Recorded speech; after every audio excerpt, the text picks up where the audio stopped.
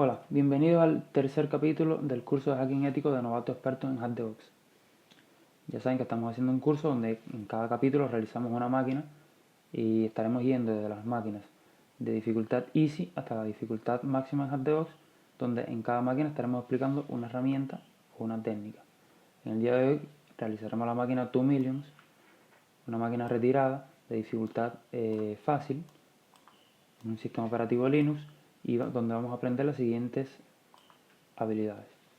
Vamos a dominar el comando curl, comando muy importante, yo lo uso muchísimo, lo vamos a usar muchísimo en el curso para cosas como esta. Hoy también aprenderemos a enumerar APIs, o sea, enumeraremos una API que está bastante completa. Con esto vamos a poder abastecer, o sea, vamos a poder satisfacer bastante el concepto este de lo que son las APIs y cómo enumerarlas, cómo lograr encontrar vulnerabilidades en una API, que son las cosas que tenemos que probar, porque hoy tenemos una API que está bastante bonita, tiene documentación y todo. También aprenderemos el concepto de obfuscación y de ofuscación de código, que es lo que es esto, cómo se hace y específicamente en el lenguaje JavaScript. También tendremos que explotar una ejecución remota de comando vía PHP y explotaremos una vulnerabilidad del kernel de Linux que está bastante compleja y la explicaremos aquí. Entonces vamos a empezar. Ya aquí tengo la IP copiada, la IP de la máquina 2000, ya me creé un directorio y vamos a crearla, o sea, vamos a ponerla en la variable IP como siempre hacemos. Este archivito es el que tenía abierto y esto lo usaremos para explicarle cuando lleguemos a la parte de curl. Entonces, me voy a crear por acá abajo, estamos en la misma carpeta, en la misma terminal, me voy a crear estos tres directorios. A lo mejor piensan, bueno, ¿por qué ya no nos estamos creando los directorios Nmap, Content y Exploit? Bueno, esto es con vista a un trabajo más profesional que estaremos entrando a partir de las máquinas medias, donde en lugar de enfocarnos en hacer CTF, vamos a enfocarnos en hacer auditorías de seguridad. O sea, estaremos enfocando este tipo de máquinas, pero hacia entornos reales. O sea, estaremos aplicando la metodología, los pasos que se hacen en un entorno real, donde tendremos que realizar al final un informe. Esto será a partir de las máquinas en media, cuando tengamos un poco más de conocimiento y bueno, pero ya vamos a ir sentando las bases. Entonces nos vamos a crear estas tres carpetas. Aquí todo lo que logremos encontrar, información de la máquina, lo vamos a guardar aquí. Explotación, vamos a guardarnos lo que era el antiguo directorio exploit. Y en informe nos estaremos guardando también cosas relevantes de cara a realizar un informe. Por ejemplo, los reportes de Nmap, los reportes de WhatWeb, vulnerabilidades que encontremos. Todo esto lo estaremos guardando aquí. Para la hora de hacer el informe, ya tenemos todo aquí. Lo único que tengamos que hacer sea darle forma. Esto no lo estaremos haciendo en estas máquinas, pero es bueno, como les dije, ir sentando las bases. Entonces ya tenemos nuestros tres directorios. Comenzamos haciéndole un ping a la máquina, a ver si tenemos conexión, y vemos que sí tenemos conexión con la máquina. Entonces vamos a hacerle un escaneo por Nmap. El escaneo este ya lo conocen, lo vimos en el segundo capítulo del curso y lo tenemos también en un capítulo aparte en la sección de herramientas. Necesitamos permisos privilegiados y entonces esto lo vamos a guardar ya no en el directorio Nmap, sino en el directorio informe. Y vamos a guardarlo con el nombre de Nmap Report.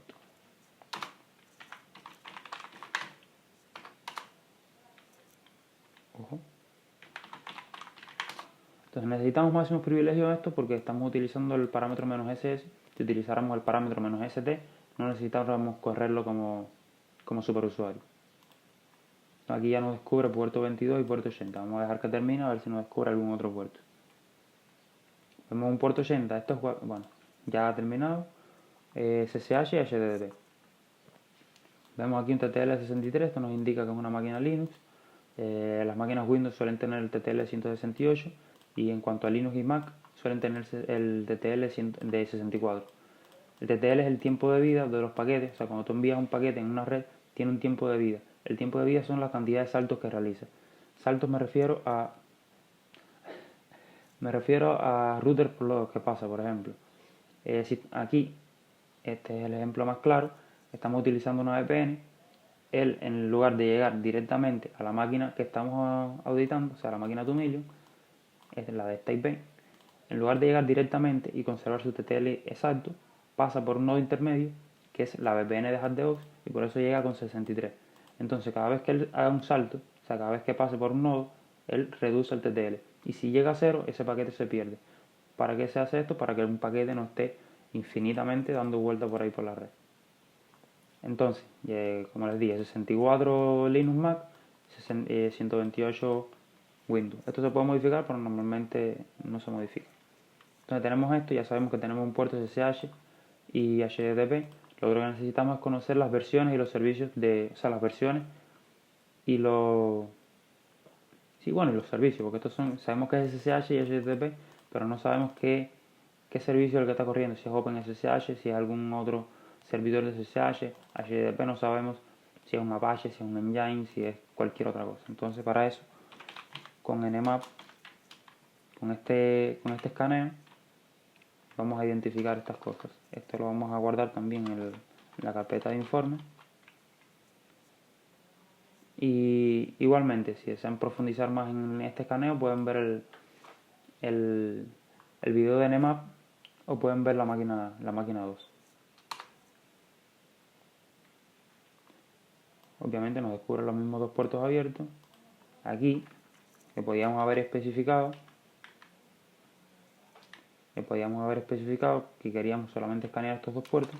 Le debimos haber especificado porque con esto estaríamos optimizando, porque solo nos escanearía dos puertos y no todos los puertos que estaría escaneando aquí. Creo que son 1000, si por ahí lo dice, no sé, sí, 1000 puertos.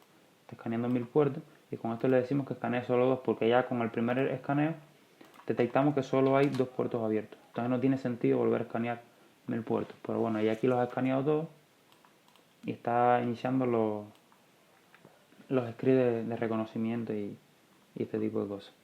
Bueno, aquí ya nos detecta OpenSSH en la versión 8.9. Nos dice aquí también el sistema operativo, que es Ubuntu. En cuanto a 80, o sea, HTTP, tenemos un servidor Engines. Aquí nos dice los métodos que soporta. Y bueno, también nos dice que nos redirige hacia este dominio. Si nosotros ponemos este dominio filtrado, si ponemos este dominio aquí, no se puede acceder a la página. ¿Por qué no se puede acceder? Porque nuestra máquina no sabe quién es este dominio. Este dominio es interno, o sea, es de HardDevox. Tal vez ellos pudieran hacer un DNS donde cuando tú te conectes con la VPN tengas que indicarle también el servidor de DNS de HardDevox y te resuelva todas estas cosas, pero esto no es así. Y nuestra máquina no sabe a quién redirige o sea, a quién apunta este dominio. Entonces nosotros lo que tenemos es que decirle nosotros mismos a nuestra máquina hacia quién va a apuntar este dominio. Entonces nosotros tenemos un archivo que es un etc host, se encuentra en etc, que es un directorio de configuraciones. Y si lo abrimos aquí vemos, esto es como un DNS local, un DNS privado para tu propia máquina, que le puedes indicar este tipo de cosas. Ojo, que le puedes indicar este tipo de cosas. Aquí tendríamos que ponerle IP. Se me fue el IP. Eco IP.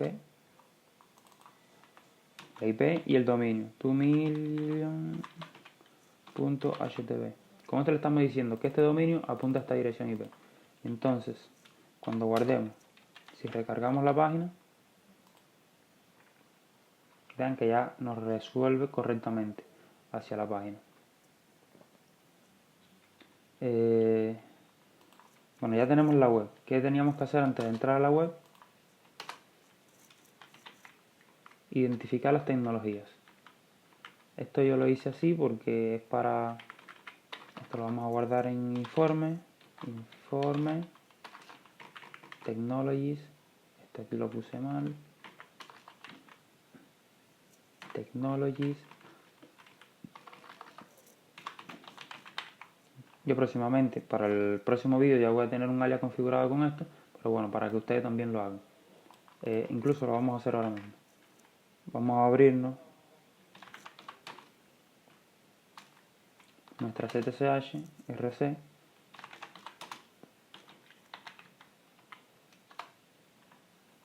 Vamos a ir al final, donde están los alias. Están aquí. Y nos vamos a crear un nuevo alias. Alias.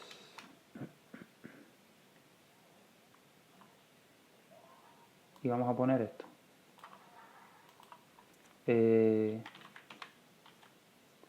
Vamos a ponerle wattech igual. Y vamos a poner esto aquí. Entonces, para que este alias funcione, por supuesto, tenemos que haber declarado la variable ip, porque si no, no va a saber. Hacemos ahora un source zshrc. Esto tendríamos que hacerlo acá arriba, creo.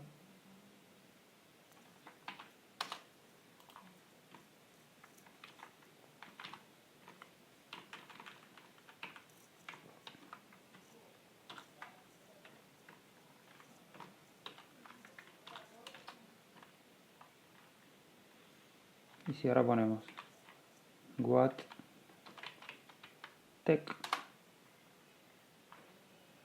vamos a ver si funciona. O sea, la idea es guardarlo en... Bueno, véanlo aquí.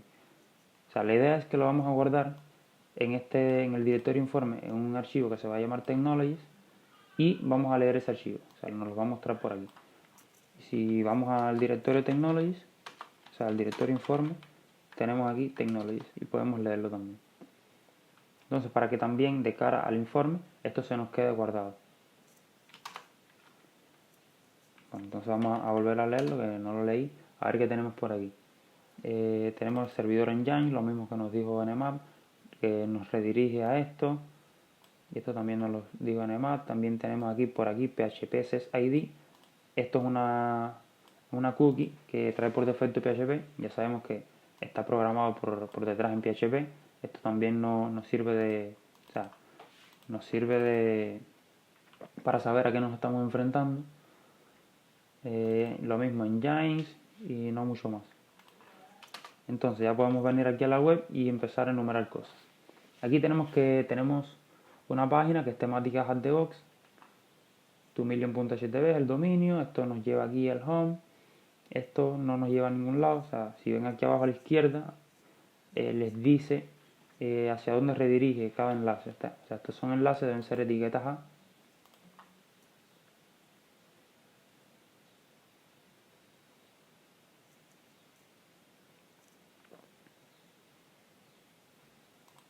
Si venimos aquí y vemos esto, es una etiqueta, es un enlace HTML. Entonces, cuando tú te pasas el mouse, le haces hover a algún enlace, te lo muestra aquí abajo a la izquierda. Entonces, cuando tienes un numeral, lo que hace, eso lo que utiliza son secciones del HTML. O sea, no te va a redirigir en ninguna página exterior, ninguna página diferente de esta, sino que te va a llevar, por ejemplo, a esta sección de aquí. Esta es una sección que tiene como idea About y cuando pinchas aquí te lleva para esa sección.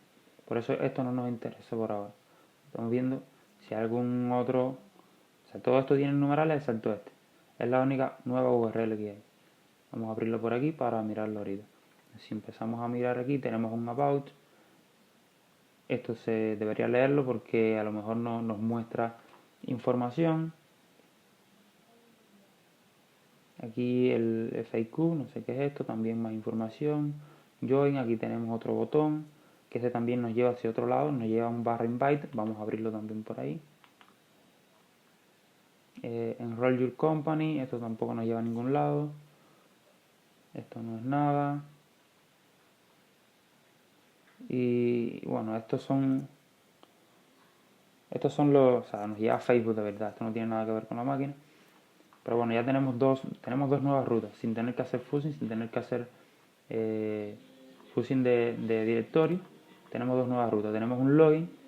Cada vez que veamos un login podemos probar credenciales por defecto, admin, podemos probar inyecciones SQL. Aquí les adelanto que esto no va a tener efecto en esta página, pero bueno, son cosas que podemos probar.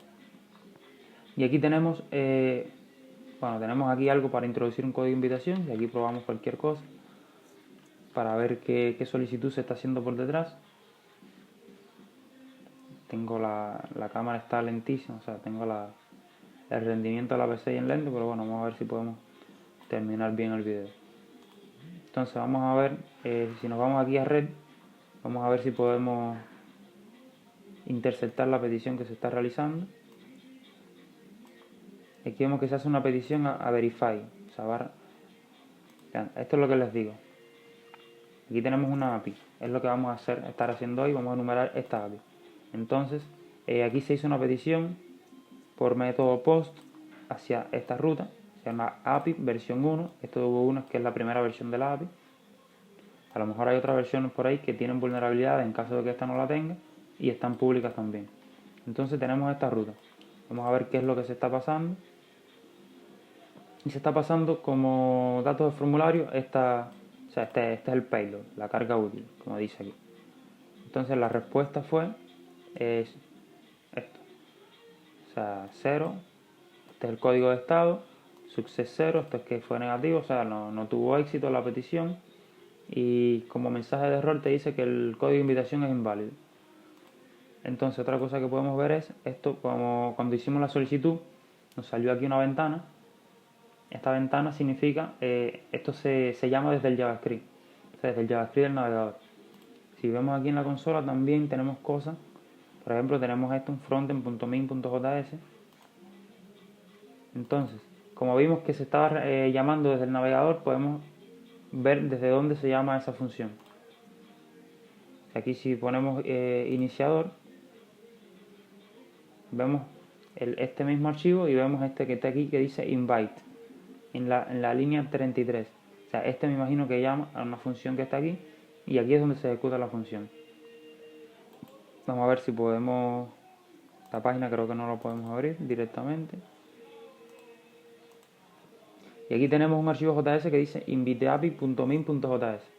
A lo mejor aquí es donde se está realizando la solicitud, pero si intentamos leerlo, bueno, no sé si ustedes entienden algo, pero yo no entiendo nada. Y la causa de esto es que este código está ofuscado. ¿Qué es un código ofuscado? Bueno, un código ofuscado es un código que es prácticamente ilegible. O sea, si abrimos este archivo, no está, esto te lo pone un poquitico lindo aquí en la fuente, pero si abrimos una nueva pestaña, este es el verdadero archivo. Este es el verdadero archivo y ven que no se entiende nada. Bueno, la ofuscación tiene dos objetivos principalmente en este tipo de archivos. Una es hacer el código ilegible para humanos, o sea, que tú no entiendas lo que está pasando aquí. Y la segunda es hacer el código más pequeño también. O sea, aquí estás reduciendo los nombres de las funciones, los nombres de las variables, los espacios, los estás quitando. Esto es una sola línea, todo esto es una sola línea. Estás eliminando todos los espacios y con esto estás eliminando cantidad de bytes y por tanto te hace el archivo mucho más liviano. Esto es para cosas de rendimiento de la página web y etc. Entonces, aquí hay una herramienta que es esta que está aquí. Si ponen D4JS, D4JS, GitHub, les va a salir este proyecto, que es un proyecto que está muy interesante porque nos permite, bueno, aquí tenemos el código, vamos a ver si podemos abrir el proyecto. Y este es el código. Es este es el proyecto como tal. Vean, este proyecto nos permite de ofuscar JavaScript aquí en online, o sea, no tenemos que hacer más nada. Aquí le pasamos el JavaScript, le ponemos autodecode y ven qué diferencia de esto a esto. Y bueno, este es el código que estaba ofuscado. Vean, aquí tenemos dos funciones totalmente independientes, una función verify in bytecode y una función make in bytecode. Entonces, ¿qué podemos hacer? Aquí si tratamos de ver un poco qué es lo que está pasando, vemos que se está realizando una solicitud mediante Ajax, que es una librería de JavaScript que es para realizar solicitudes HTTP. Vemos que se está haciendo por el método POST, se está tramitando en formato JSON, form data significa que viene desde un formulario y se está realizando una petición a esta ruta. Entonces la respuesta de esta función te la muestra por consola. Una vez que haces la solicitud, la respuesta te la muestra por consola.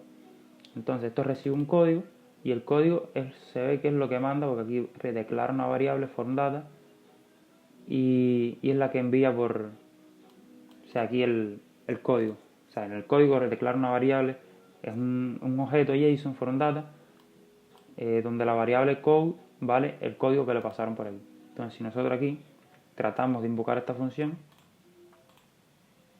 en la página esta de HackTheBox, donde estaba el código de invitación, nos vamos a la consola, podemos aquí crear esta función, que tal vez ya estaba creada, pero no con este nombre, pero podemos crearla y podemos invocarla. La función se llama verify invite code y recibe un código de invitación. Podemos probar cualquier cosa y ver qué nos responde. Y aquí vemos la misma respuesta que vimos cuando lo hicimos por aquí desde el frontend, o sea, desde la interfaz de usuario normal. Entonces esto significa que la función está correcta, pero o sea, no podemos ver mucho. No tenemos ningún código de invitación, pero tenemos esta otra función, make invite code. Podemos hacer lo mismo, esta no recibe nada por parámetro, así que sería copiar y pegarlo. Esta realiza una solicitud por post a esta ruta, API versión 1 invite how to generate, y la respuesta la muestra por la consola. Vamos a tratar de hacer lo mismo. Es aquí, consola, pegamos, aquí estamos declarando la función y la invocamos, poniendo el nombre de la función y cerrando los paréntesis. Vemos que aquí tenemos la respuesta. Tenemos un 200 success y dice hint es pista, o sea, esto es muy CTF. Dice data is encrypted. We should probably check the encryption type in order to decrypt it. O sea, los datos están cifrados. Deberíamos mirar el tipo de encriptación, el tipo de cifrado en vista a descifrarlo, a desencriptarlo. Aquí dice data, tenemos una variable data que vale esto que está aquí. Va una cosa, o sea, esta es la data encriptada. Y si vemos aquí dice en type, parece un acrónimo de encryption type ROT13. Si buscamos también, y esto lo podemos cerrar, esto es fuera. Si buscamos aquí, ¿qué es ROT13?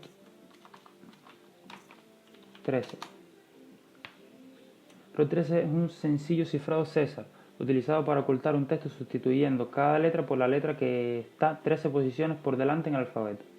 O sea, la A la sustituye por la letra que se encuentra 13 posiciones después, la B por la otra, y así. Por ejemplo, la letra número 13 fuese B, que no es las dos, pero bueno. La A la sustituye por la B por la C, y así. Esto es ROT13. Si buscamos ROT13 decoder, pueden encontrarse muchos, no tienen que usar específicamente este, pero bueno, este fue el primero que salió. Si pegamos el código, aquí vemos el resultado. Esto es lo que está codificado en ROT13. Dice, in order to generate invite code, make post request to esta root. O sea, en vista de generar un código de invitación, haz una solicitud por post a esta ruta. Ahora dirán, ¿cómo hacemos una solicitud por post? No, nos tenemos que abrir Bursuit, la vamos a hacer desde aquí mismo, que podríamos hacerla desde aquí mismo. Por ejemplo, aquí, en lugar, pues aquí esto está haciendo una solicitud por post. En lugar de hacerlo a esta ruta,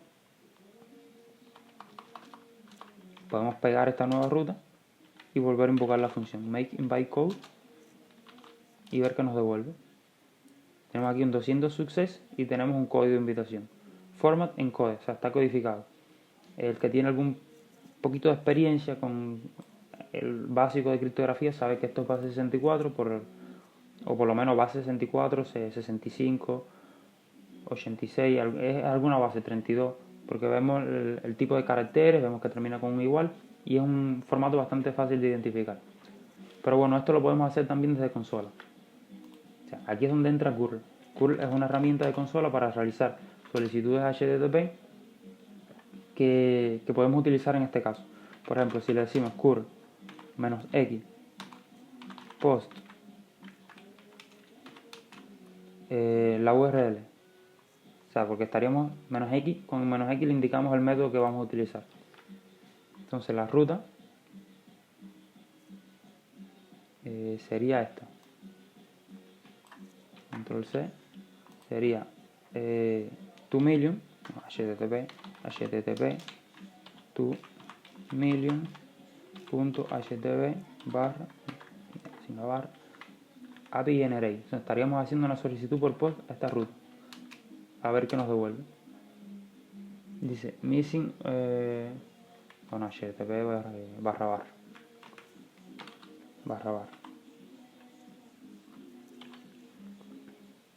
Esto de acá lo vamos a ver ahora. O sea, esto no, porque esto ya lo había hecho, pero veremos qué interesante está. Entonces, pero si le hacemos una solicitud por post a esto, vemos esto. O sea, vemos el código de estado, 200, success 1, o sea, verdadero, data, vemos el código, que es esto, que está codificado. Y si hacemos un, no sé si se podrá hacer así, base 64 menos D directamente, no. Base 64, hostia, menos D y le pasamos esto. No, dice que no, pues no sé por qué. Pero bueno, si hacemos un eco de esto y lo pasamos por base 60, lo pipiamos por base 64 menos D, base, aquí tenemos el código de invitación. ¿Qué podemos hacer? Podemos hacer esto. ¿Y qué pasaría si hacemos esto? Bueno, pues que tenemos el código ahí directamente. Esto es un poquito de bash scripting, aquí, o sea, de filtrar cosas y por campos y esto. Esta herramienta está muy buena, JQ. Por ejemplo, si aquí esto lo pasamos por JQ, vean lo que hace esta herramienta. O sea, nos muestra el formato, esto que vimos aquí así todo feo, nos lo muestra mucho más bonito y organizado en formato JSON.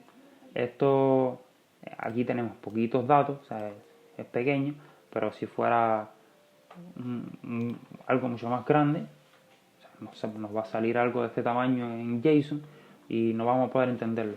Con esto lo podríamos entender mucho mejor. Una herramienta bastante interesante. Entonces aquí, más adelante le sacaré un curso de bash scripting donde enseñaré todo esto y bueno, podrán entenderlo. Pero con esto ya podemos coger y decodificarlo en base 64 y tenemos aquí ya un código válido, o sea, sería este. Bueno, aquí tenemos otro, pero vamos a ver si este funciona. A lo mejor no significa que este ya no vaya a funcionar.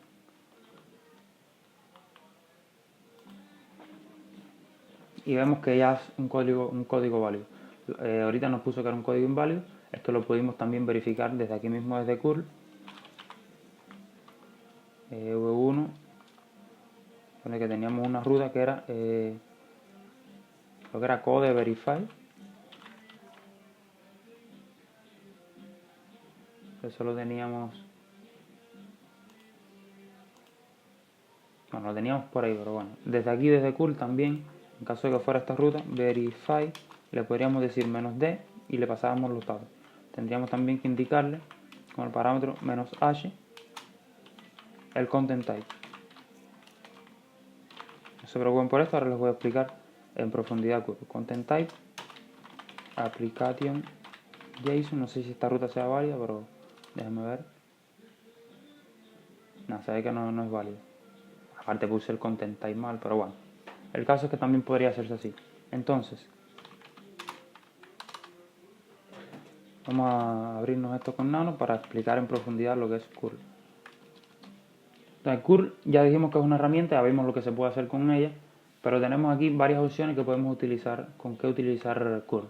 Tenemos la opción "-x", que esto es para declararle el método. Aquí tenemos el método post, tenemos el método get, que es el que viene por defecto,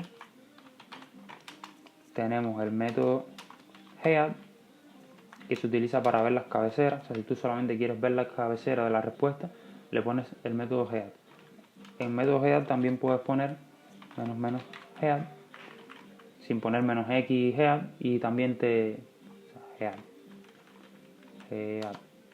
Y también funciona. Tenemos el método put, tenemos el método patch, tenemos el método options, también hay una opción para el Option, pero ahora no la recuerdo. Si era... No la recuerdo. Pero también hay una opción, o sea, que no tienes que especificar menos equipos, pones menos algo y ya. Tenemos también la cabecera, o sea, el parámetro "-h", que es para indicarle cabeceras HTTP. Un ejemplo de cabecera podría ser el content type. Podríamos decirle que vamos a tramitar datos en formato JSON.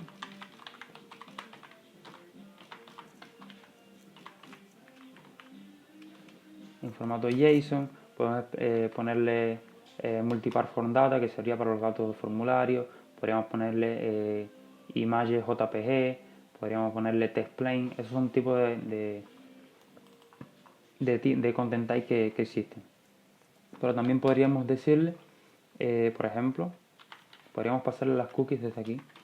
Cookie, dos puntos, por ejemplo aquí, que sería una PHP sesID igual, y aquí el valor de la cookie. Cookie value. Y aquí el valor de la cookie. También le podríamos pasar, por ejemplo, una cabecera de autenticación. Era Authentication, Autorization. Aquí hay varias. Una de las más comunes es esta, Basic, y aquí vendría o sea, en base, creo que es en base 64, donde se tramita user igual pp, o no sé si se para por i o por coma, y password igual pp. Entonces, pero también la cookie la podemos pasar con este parámetro. Podemos poner menos cookie, php sesID, y le pasamos la cookie igual a cookie value. El parámetro "-v es para expresar, igual que tenemos en Nmap el parámetro "-v, tenemos 3 grados de verbose, pero aquí tenemos el parámetro "-v que nos muestra muchas más cosas. O sea, nos muestra toda la respuesta prácticamente prácticamente no, nos muestra la respuesta completa del servidor, ya sea cabeceras, todo lo que nos manda el servidor nos lo muestra. -"-ea, ya les decía aquí, que es para ver las cabeceras solamente. -s es silent, esto es que nos muestra, o sea, los errores no nos los muestra. -a es para el user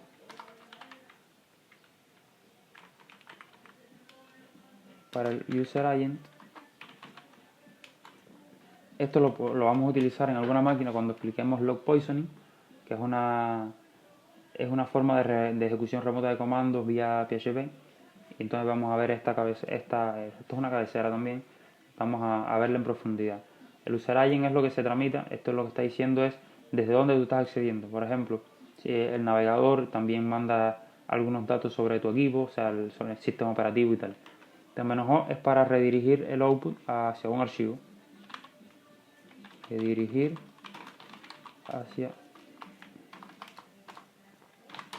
un archivo el output. Con -d es un parámetro bastante importante, porque si le indicamos un método, aquí también se me pasó el método delete, es otro método, hay varios métodos HTTP, pero bueno, estos son los más populares. Entonces con -d le podemos tramitar los datos, o sea, la data. Por ejemplo, si indicamos que es formato JSON, podríamos aquí, en formato JSON, por supuesto, podríamos decirle los datos. Por ejemplo, user pp, password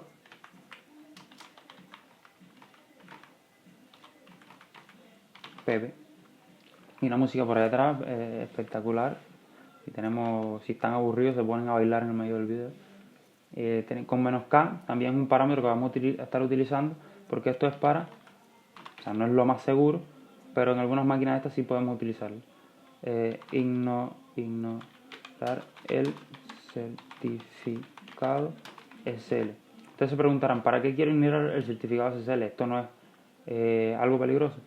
Bueno, podría ser, pero algunas veces vamos a enfrentarnos a máquinas que tienen certificados SSL autofirmados y tal vez esté todo correcto, o sea, el certificado sea seguro, pero como está autofirmado, no está verificado por una entidad verificadora, valga la redundancia, y entonces el CUR no nos hace, o sea, no nos lleva la solicitud porque nos dice que el problema de firma en el certificado. Y con esto le estamos ignorando ese problema. Esto, el parámetro "-l", es para seguir redirecciones. Por ejemplo, si un servidor nos da una respuesta 301, lo que le indicamos a curl con este parámetro es que vaya, por ejemplo, 301 y nos redirect, por ejemplo, o sea, cuando ponemos la IP en esta máquina, nos redirige hacia tu million.htb. Entonces, si esto nos redirige hacia tu million.htb, le estamos diciendo a curl que vaya hacia allá. Follow redirect. Le estamos diciendo a curl con el parámetro "-l" que siga la redirección. Y esto "-form" es como este parámetro "-d", pero en lugar de mandar los datos aquí en formato JSON, los mandamos en formato multiparm data, o sea, en form data, que es el formato que se utiliza en los formularios.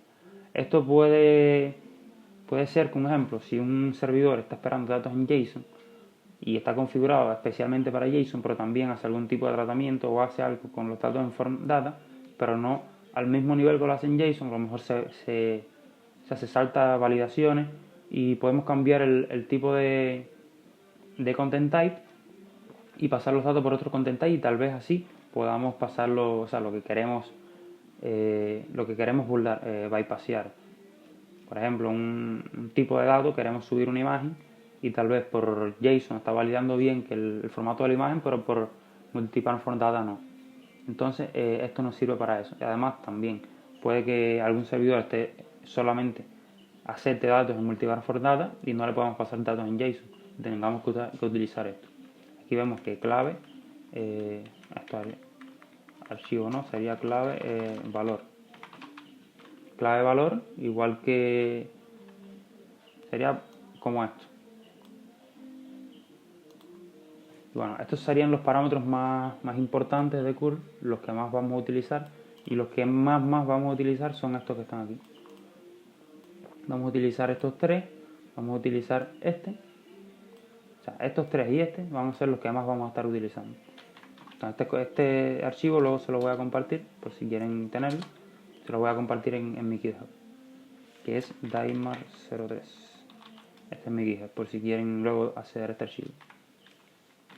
Entonces, ¿en dónde estábamos? Tenemos ya un código de invitación válido, capaz que se nos haya vencido el código en toda esta explicación, pero bueno, vamos a registrarnos. Username vamos a poner dai123, correo vamos a poner algo que no se nos olvide, test@test.com, password 1234, confirm 1234, register y ya estamos registrados. Entonces correo pusimos este y contraseña 1234. Y ya tenemos acceso al panel de Hackthebox. O sea, pudimos generar un código válido y pudimos acceder al panel a este panel. Entonces aquí empezamos nuevamente a enumerar, a ver los enlaces, hacerle over para descubrir nuevas rutas. Aquí tenemos una que es rules. Esto no tiene nada demasiado importante. Machines, esto nada. Changes, social, aquí no hay mucho más. Aquí vemos un access, este también nos redirige hacia otro lugar. Aquí vemos nuevas rutas del API versión 1, user, VPN generate, API VPN generate. O sea, si nos tratamos de descargar esto, a ver qué pasa. Se nos descarga un archivo de OpenVPN con nuestro nombre de usuario .ovpn. O sea, se ve que hace una concatenación ahí, nos crea esto y si nos lo abrimos debe ser un archivo OpenVPN. O sea, esto es un archivo de OpenVPN. Entonces se genera, bueno, el que haya configurado OpenVPN alguna vez sabe qué es esto y lo ha visto. Pero bueno, esto es para el cliente que va a conectarse al servidor, es lo que utilizamos para poder conectarnos a OpenVPN. sea, a esta máquina podemos acceder ahora mismo porque tenemos algo parecido a esto que nos da acceso a esta máquina. Entonces vimos nuevas rutas de la API. Y entonces aquí vamos a comenzar a enumerar la API. Para esto vamos a usar el comando que acabamos de aprender. Vamos a usar curl y vamos a empezar haciéndole una petición por get a esta ruta. A la HTTP.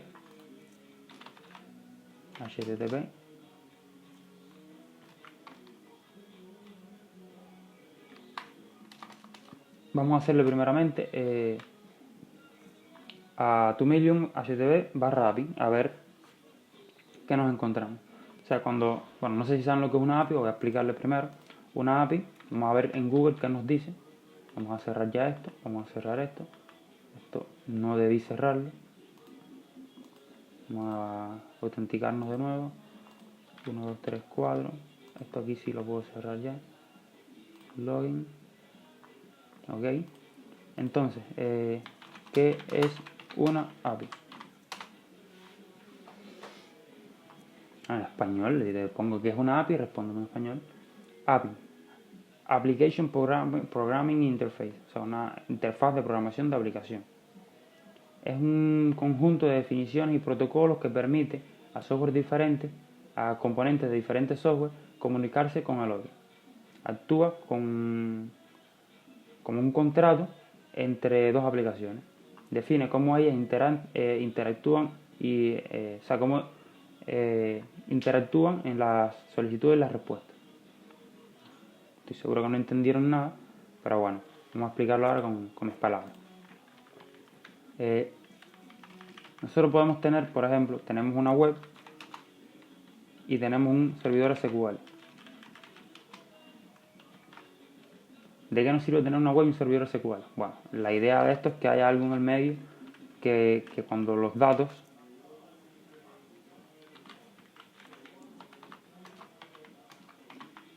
envíe datos o sea, cuando quieras guardar los datos en el servidor SQL, a lo mejor quieres procesar los datos. Entonces aquí es donde entra la API.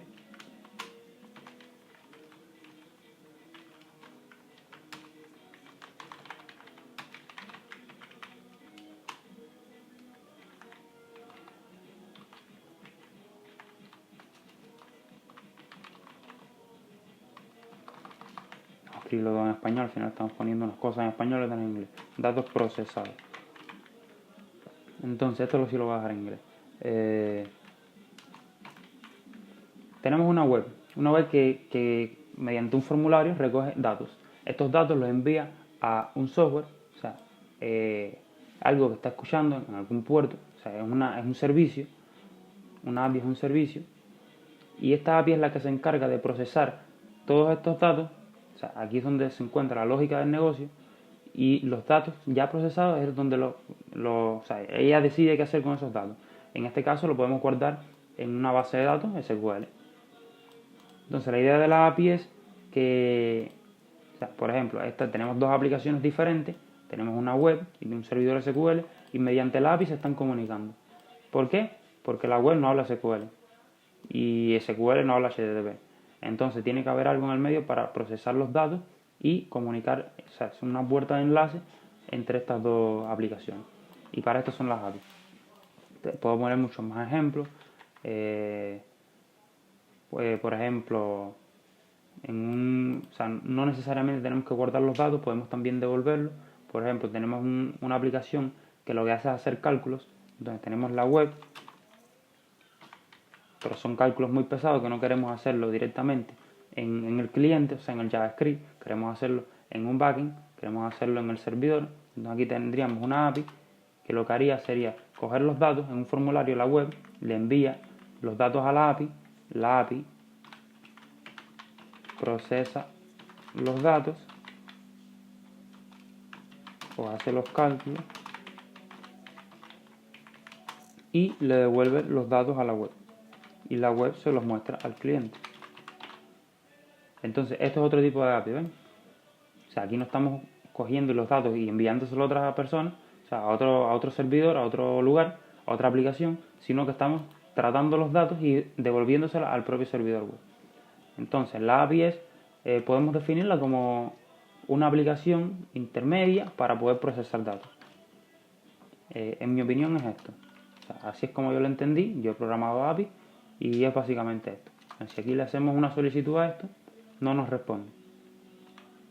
Podríamos usar el parámetro "-v" para ver qué está pasando, o sea, ver las respuestas. Ya vimos el parámetro "-v" que nos muestra muchas más cosas.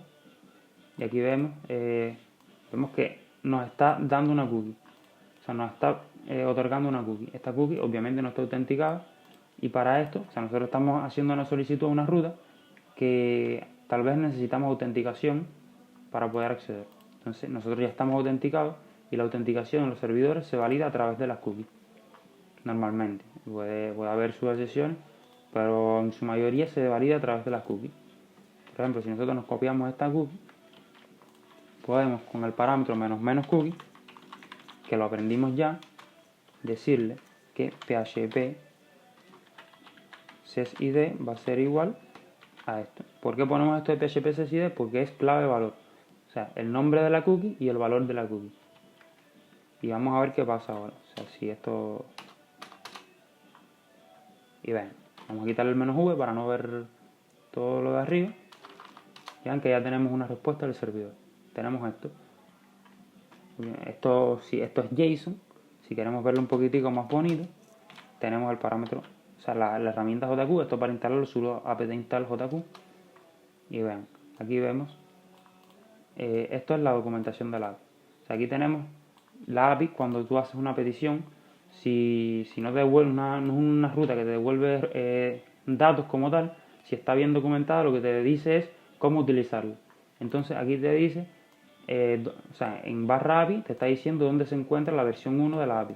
Está diciendo que existe y que se encuentra en esta ruta. Entonces vamos a hacer una solicitud a esa ruta a ver qué nos comunica esta API. Versión 1.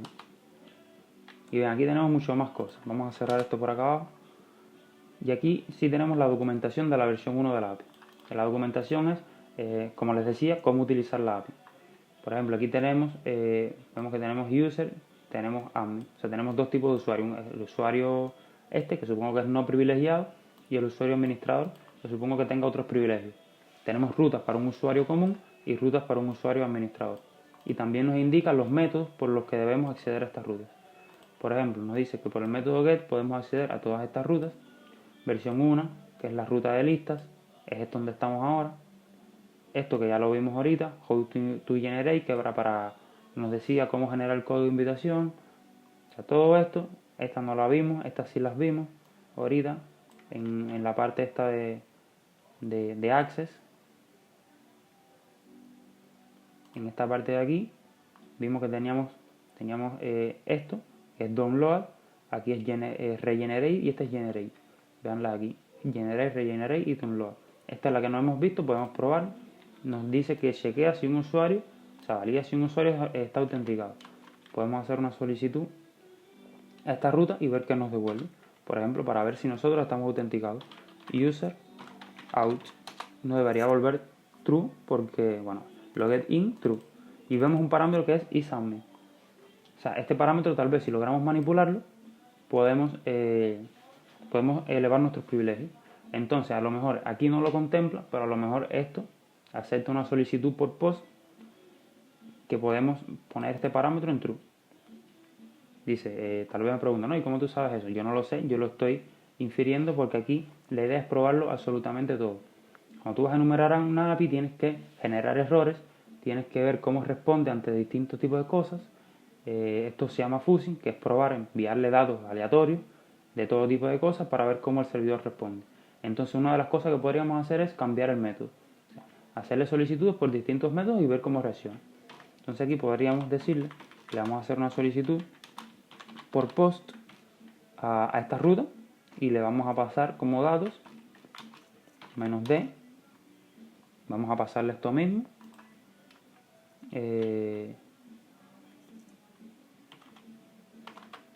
Vamos a pasarle los mismos parámetros pero modificados. Esto es, bueno, el que conoce el formato JSON deberían conocerlo. Se especifica así entre llaves en pares clave-valor. Entonces, esto lo vamos a poner así en true.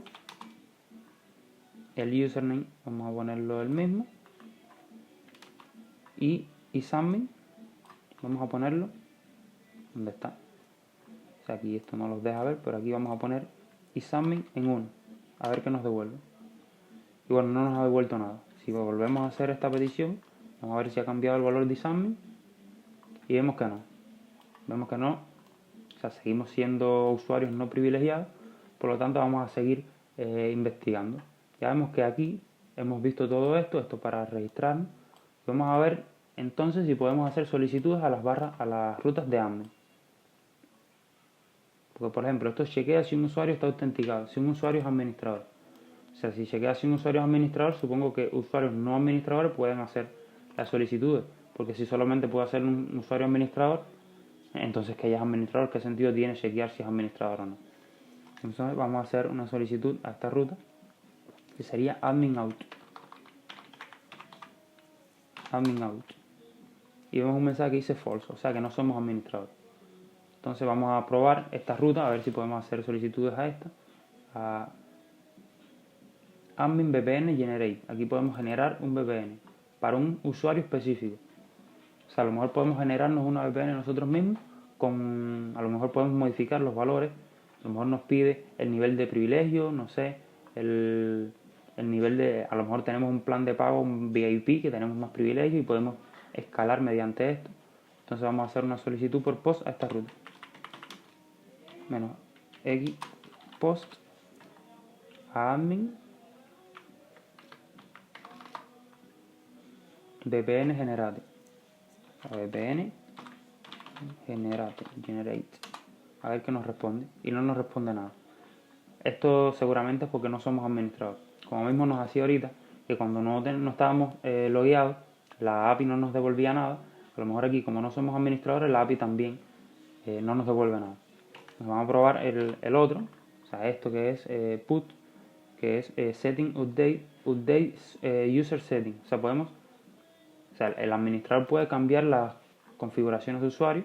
Esto, si está igual que esta ruta de la VPN, no deberíamos poder cambiarlo, o sea, no deberíamos poder acceder a esta ruta. Entonces sería user, o era setting users, es setting update, o sea, settings update,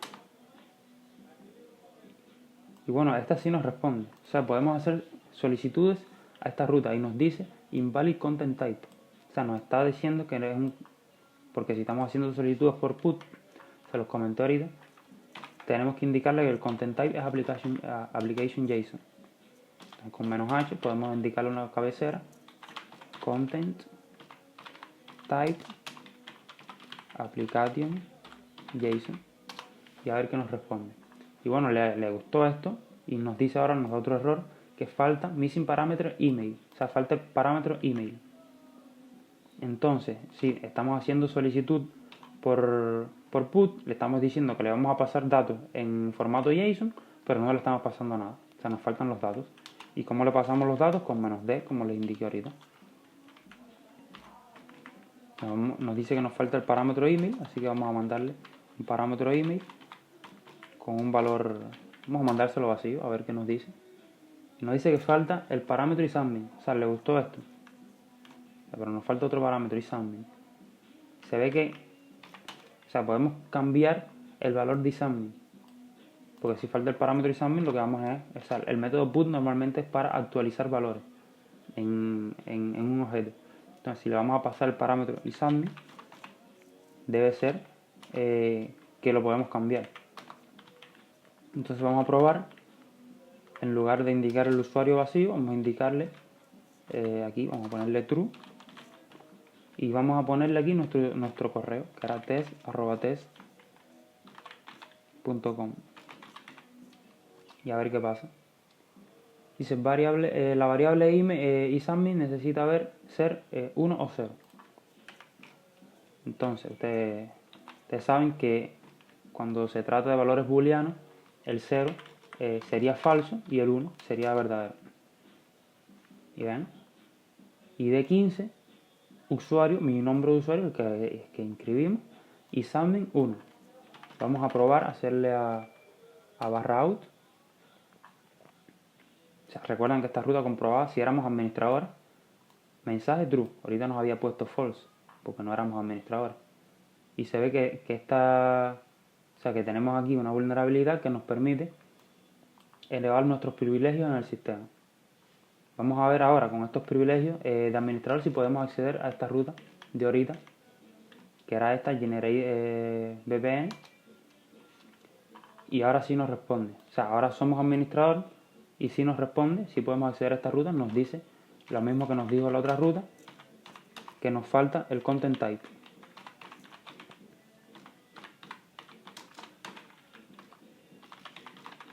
Application JSON. Vamos a mandarle esto vacío, a ver si nos dice que falta algún parámetro, y nos dice que falta el parámetro username.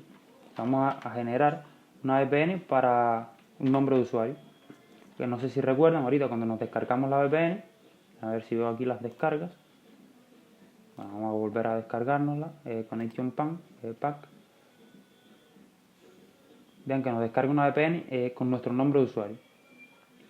O sea, si vemos, interceptamos la petición, vamos a ver si aquí se ve.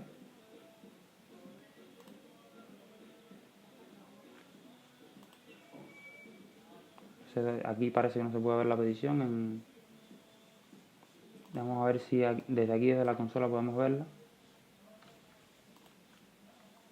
Desde la red. Y vean, se hace una petición, a ver, por get. O sea, una petición por get, pero no nos responde nada.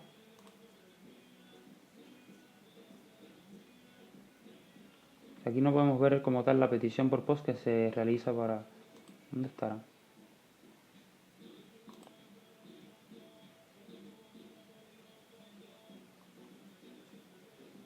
No nos deja ver la petición. O sea, no podemos ver la petición, porque se está realizando desde el JavaScript, y desde aquí lo que se nos muestra es un get. O sea, y se ve que aquí la solicitud era por post. ¿O era por get? No, era por post. Aquí estamos indicando -x post. Pero bueno, vamos a indicarle entonces nuestro username para generarnos una VPN. -d. A ver qué nos devuelve. El parámetro username que nos dijo que faltaba era DAI123. Y hay un error, dice que parse numerical column 2 resided. Aquí hubo un error. File to writing output to distinct. Debe ser aquí. Sí, porque si nos estaba mandando una VPN no es JSON. Ven aquí. Aquí nos manda la VPN. Entonces, ¿qué estamos haciendo? Estamos metiéndole un parámetro. Esto es una VPN. El que alguna vez ha generado esto sabe que esto se genera en el servidor con normalmente o con Open. Normalmente es algo así parecido, o sea, es algo como o con OpenSSL, que se generan estos certificados, o con OpenVPN. Entonces esto lo que nos da la idea es que se está ejecutando algún comando en el servidor, y como nos crea un archivo que tiene nuestro nombre, y nuestro nombre es un parámetro que nosotros controlamos, podríamos tratar de manipular esta entrada, que tenemos una entrada del servidor, aquí en este parámetro, podríamos tratar de controlar esa entrada a ver qué pasa. ¿Qué podríamos intentar aquí? Sabemos que se está ejecutando PHP. El que sabe algo de PHP sabe que en PHP hay dos funciones que se utilizan para ejecutar comandos en el servidor. Una de ellas es system y la otra es exec. Tenemos estas dos. Si a esto le pasamos un ls, no sé si podré aquí en PHP... Es que no tengo PHP aquí. Pero bueno, la idea es esa, que si le pasas un comando te lo ejecuta en el servidor. Entonces tal vez esto está ejecutando un comando parecido a esto, donde está poniendo un parámetro "-o", o sea, de output, la salida, lo está redirigiendo a DAI123, está poniendo mi nombre aquí como una variable, y le está concatenando OVPN. tal vez está haciendo esto. ¿Y qué pasa si está haciendo esto? Que nosotros controlamos esta parte de aquí del comando. ¿Y qué podríamos hacer aquí? Si aquí ponemos un punto y coma, ponemos un parámetro, por ejemplo, whoami, ponemos otro punto y coma, ¿qué va a pasar? Que él va a ejecutar este comando hasta el punto y coma como un comando aparte, este comando hasta el punto y coma como otro comando aparte y este comando como otro comando aparte. Y normalmente cuando tú tienes una web o algo así donde tú ejecutas comandos en el servidor, lo que mandas hacia la web es la salida estándar, o sea, la salida de error, que sería el segundo descriptor, no se envía hacia la web. Si yo mando esto al del null,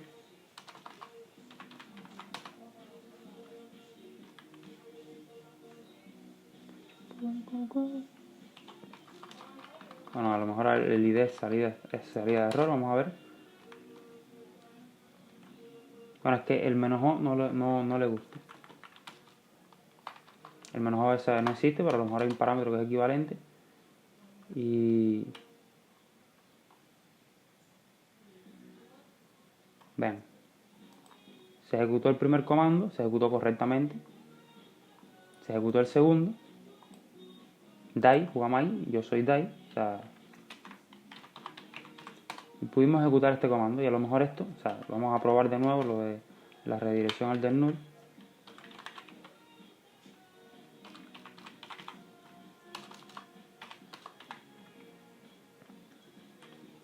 Y aquí ponemos cualquier cosa, no sé, vamos a ver, y ven, o sea, los dos primeros, esto es error, esto es salida de error, la manda al del null y solamente nos saldría la salida estándar del comando que fue válido.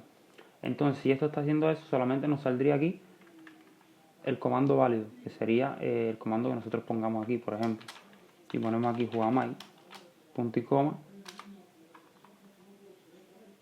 www.data. O sea, aquí ya tenemos RCE, ejecución remota de comando, vía PHP. O sea, estamos controlando, estamos manipulando la entrada de este parámetro para aprovecharnos de eso y ejecutar comandos en el servidor. O sea, si en lugar de esto hacemos un ls,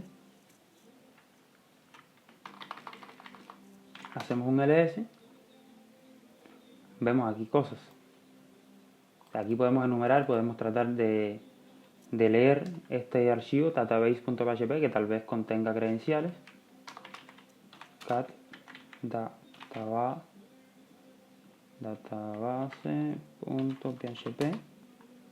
Vamos a cerrar esto aquí ya. Y vean, aquí tenemos el código de esto. Y tenemos public function, host, user, path y dbname.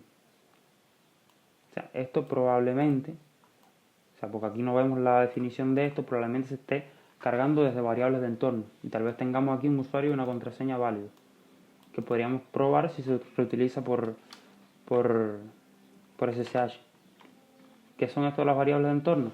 Bueno, es una buena práctica, cuando tú estás programando algo en una API, en un backend, es una buena práctica no en los archivos de configuración de programación no poner credenciales. Por ejemplo, en database.php no están las credenciales. Estaría en un archivo que normalmente se llama .env, que los archivos que empiezan por punto ya sabemos que son archivos ocultos del sistema. Y aquí lo vemos, un .env, que estas son variables de entorno que se utilizan, por ejemplo, en los nombres de las bases de datos y esto. Si hacemos un cat.env, tal vez tenga el nombre de la base de datos, ¿ven? Database, htbprod, esto que está en producción, admin, y esta es la contraseña. Entonces tenemos un usuario admin y una contraseña.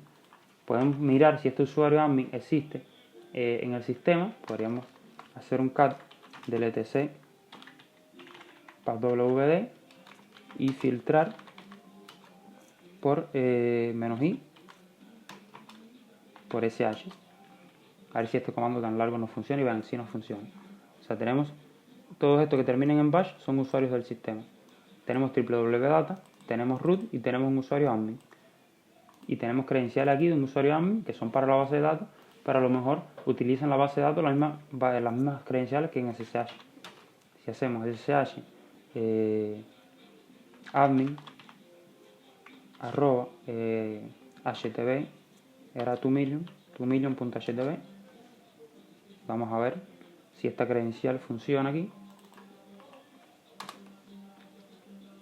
Y ven, funciona.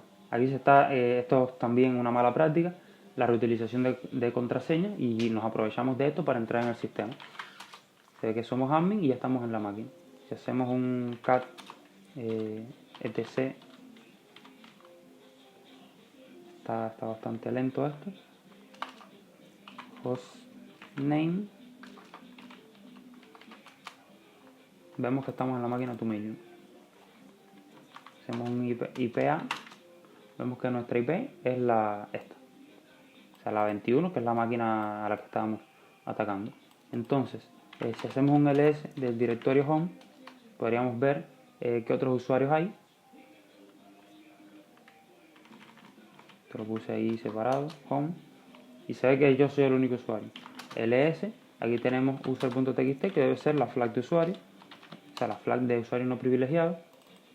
Aquí la tenemos. Vamos a hacer un sudo -l para ver si podemos correr algo como administrador. Era super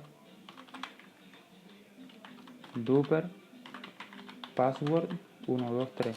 Creo que lo escribí mal. Vamos a salir de aquí, vamos a hacer un cat de esto. Debería estar en var www html.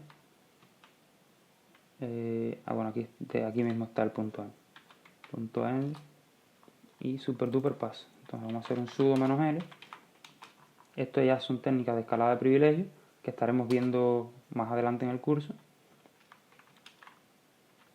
Sudo -l, contraseña, y dice que el usuario admin no puede correr comando como sudo en localhost. Entonces aquí comenzaría la etapa de numeración del sistema para ver si podemos escalar privilegios.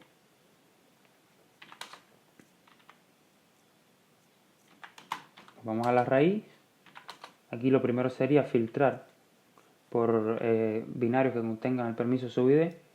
Por ejemplo, podríamos poner find. Está lentísimo esto.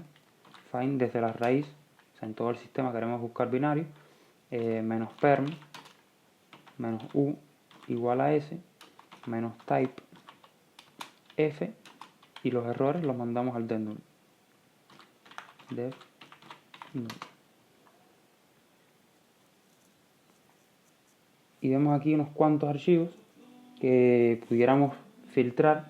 O sea, podríamos buscarlo en esta página que se llama GTF o Bings para ver si algunos de estos podríamos escalar privilegios, pero bueno, por ahí no es por donde va la cosa. Otra cosa que podríamos hacer es buscar por capabilities, getcap, raíz, -r, el 2, al dev null,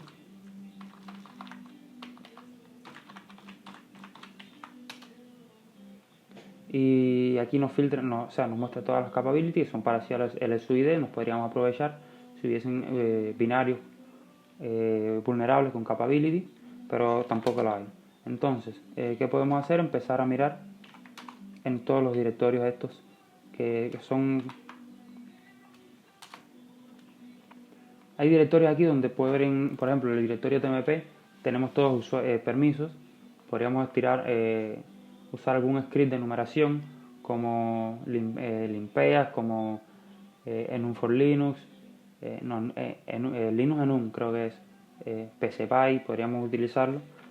Pero bueno, para no perder tiempo e ir a la concreta, aquí en el directorio var hay una carpeta. Esto es un poco CTF, o sea, esto no es en una máquina real, lo más probable es que no pase esto así. En la carpeta mail hay un correo para el administrador. O sea, tal vez hay un correo para el administrador, pero no así como lo estamos viendo. Y bueno, esto aquí se ve que es un correo que está ahí, que esto es una pista de la máquina, que dice: I know you're working as fast as you can to do the DB migration.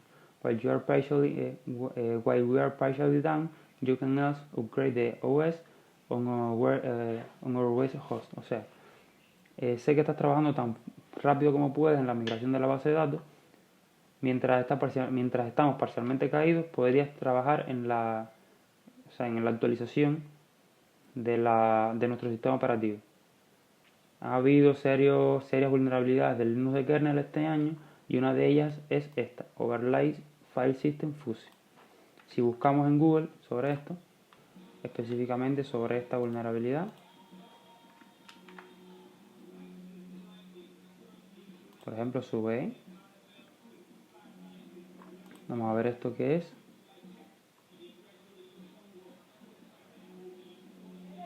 Dice una vulnerabilidad de Linux, Overlay File System. Sí, este sí parece que nos va a funcionar. Esto porque lo tengo tan agrandado. Entonces vamos a tratar de meter esto. Vamos a copiarnos esto. Entonces tendremos que hacerlo en nuestra máquina. Vamos a ver si este funciona. Aquí vamos a entrar en el directorio explotación. Y vamos a hacerle un git clone a esto. Entonces ahora lo que vamos a hacer es, con Python, nos vamos a montar un servidor en el puerto 3000 y aquí con wget nos vamos a descargar este archivo. Déjame ver cuál es mi IP, IPA. Sería esta. wget http la IP y ponemos el nombre de la carpeta.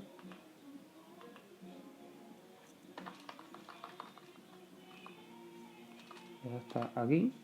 Tenemos que indicar el parámetro "-r" para que haga la descarga recursiva. Dice que connection refuse. Porque tenemos que indicar que es el puerto 3000.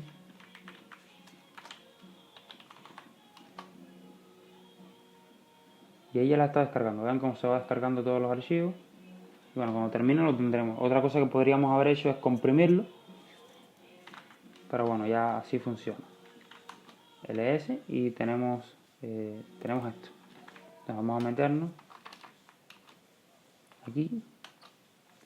ls. Tenemos aquí ya esto, que es el exploit. Y entonces aquí tendríamos que hacer un make all. Cuando esto quiera hacerlo. Vamos a ver si funciona. Ya hicimos el make call. Vamos a ver qué más teníamos que hacer. Make call. Hacer esto. Dice que inicie dos terminales en la misma terminal. Y que ejecuto esto en una. Y luego eso en otra. Lo que vamos a hacer aquí es ejecutar esto. Pero vamos a ejecutarlo en segundo plano. Porque aquí no podemos abrir dos terminales. Y luego vamos a ejecutarnos esto. Mientras aquello otro está corriendo. Y ven, root @2million. Si pongo whoamI, soy root. O sea, ya hemos rooteado la máquina. Si me voy al directorio root, aquí tengo la flag que termina la máquina. Bueno, si tienen, voy a explicarle un poco cómo era que funcionaba esta vulnerabilidad. Pues tenemos esta vulnerabilidad, lo que aprovecha es que el sistema de archivos de Overlay File System lo que hace es, no sé si han utilizado contenedores de Docker o han utilizado imágenes imágenes booteables live, por ejemplo, de Kali Linux. Yo en mis tiempos utilicé un Kali Linux Live, que lo que hace es que en este tipo de imágenes, lo que pasa es que cuando tú accedes a ella y la quitas, o sea, la apagas, y cuando vuelves a acceder, está todo predeterminado. Todos los cambios que hiciste, no importa lo que hayas hecho, como si borras la raíz, cuando vuelves está todo de nuevo. Y se preguntarán, ¿cómo es esto posible si lo acabo de borrar todo? Bueno, aquí lo que pasa es que se está jugando con espacios de nombre. Los espacios de nombre es lo que se usa en esto, por ejemplo, en los contenedores de Docker y en las imágenes live, en los CD live. Lo que hace es que tú creas un espacio, es un espacio donde tú tienes todos los privilegios. O sea, por ejemplo, yo aquí puedo crear un espacio de nombre donde yo tenga todos los privilegios, pero eso no afecta a todo lo que está fuera de ese espacio. O sea, dentro de eso, por ejemplo, un contenedor de Docker, yo soy root, tengo todos los privilegios, pero eso no afecta a lo que está fuera. O sea, yo puedo ser root allá adentro, puedo ejecutar cosas que no puedo ejecutar afuera, allá adentro, pero eso no influye en lo que está afuera. Y entonces Overlay File System lo que hace es algo parecido. O sea, algo parecido no. Utiliza los espacios de nombre para hacer lo que hace. Que lo que hace es que tiene dos capas. Tienes una capa superior y una capa inferior. En la capa superior tienes permisos, todos los permisos, tienes permisos de escritura, de ejecución, de lectura, pero en la capa inferior solamente tienes permisos de escritura, de lectura. Entonces, acá arriba tienes ciertas cosas y acá abajo tienes otras cosas. Y él lo que hace es combinar estas dos capas en una capa que se llama overlay, que es la capa superior, la capa más alta. O sea, tienes dos capas, una capa se le llama así capa de arriba y capa de abajo, pero más arriba tienes una combinación de estas dos capas.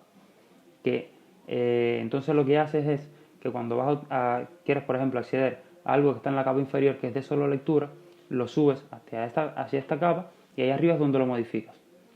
Y arriba tienes todos los permisos, por supuesto, puedes modificarlo, pero el que está acá abajo, en la capa de lectura, no se modifica.